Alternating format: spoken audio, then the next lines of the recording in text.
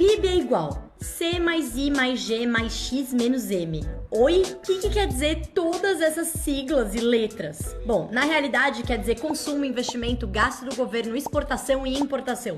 Mas o que importa é que o PIB, ele é a soma de tudo aquilo que a gente produz no país, no caso o Brasil, em termos de bens e serviços. Entra importação e exportação? Entra sim, porque entra o valor líquido da diferença entre aquilo que a gente exporta e aquilo que a gente importa. Ou seja, o PIB reflete tudo aquilo que a economia brasileira tem em termos de riqueza. Assim, toda essa riqueza medida pelo PIB, ela sempre vai ser referente a um período, tipo 12 meses, um semestre, um trimestre, é uma variável de fluxo. Por quê? Porque imagina você tentar contar todos os serviços, tipo corte de cabelo, que foram feitos na história do Brasil. Pois é, ia ser bastante difícil. Assim como é difícil explicar como que do nada eu tô aqui em outro lugar com outra roupa.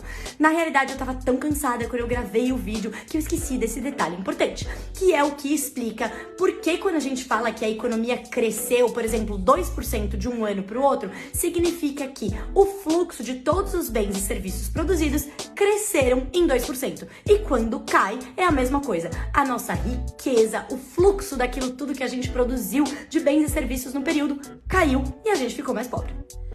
Vale lembrar uma coisa importante, nada é contabilizado duas vezes no PIB. Por exemplo, pensa na fabricação de um carro. Vai entrar a roda, a direção, o carro, o banco, tudo separadamente? Não, vai entrar tudo de uma vez só quando for contabilizado o carro, porque senão ia ficar muito confuso, né? E eu trabalhando aqui, serviço, tudo mais, fiz minha unha e depois trabalhei, entreguei um relatório, isso entra no PIB? Entra no PIB também. Ou seja, você come PIB? Eu como PIB? Sim, em tese todo mundo come PIB. Porque o PIB é um reflexo de tudo aquilo que a gente está produzindo na nossa economia. É claro que tem várias questões importantes na economia que não são capturadas pelo PIB, como por exemplo questões ambientais ou questões de desigualdade social e de renda, questões sociais em si.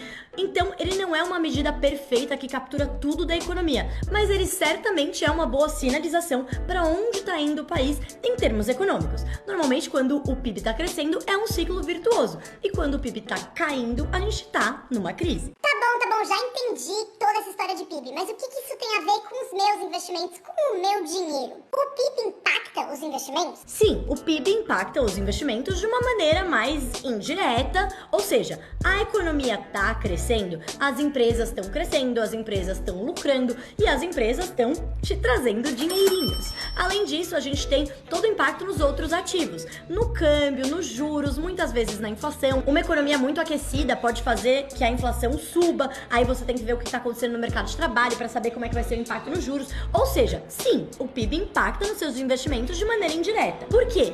Porque não é necessariamente quando o PIB está subindo que os seus investimentos vão estar subindo e vice-versa. O PIB caindo, os seus investimentos caíram também.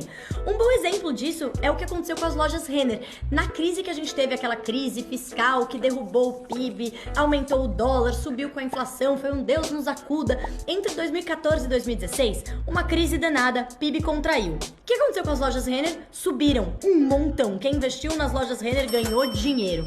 E por que isso, gente? Fazendo jabá aqui da loja? Não, porque foi um case de sucesso de fundamentos micro, ou seja, ali dentro da empresa, o lucro que ela estava dando, o que ela estava investindo, o que ela estava crescendo, foi suficiente para compensar a queda do PIB do país como um todo.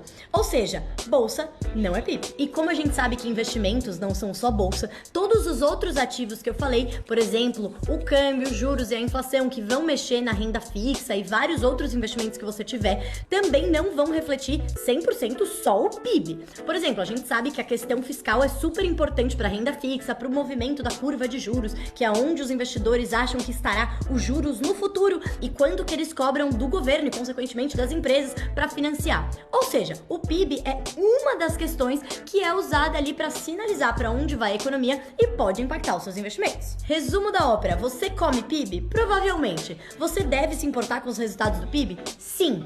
Eles vão ser os únicos determinantes dos seus investimentos? Não. Ou seja, assim como tudo em economia, é bom prestar atenção, saber o que está acontecendo, mas também saber que muitas outras coisas estão impactando os seus investimentos.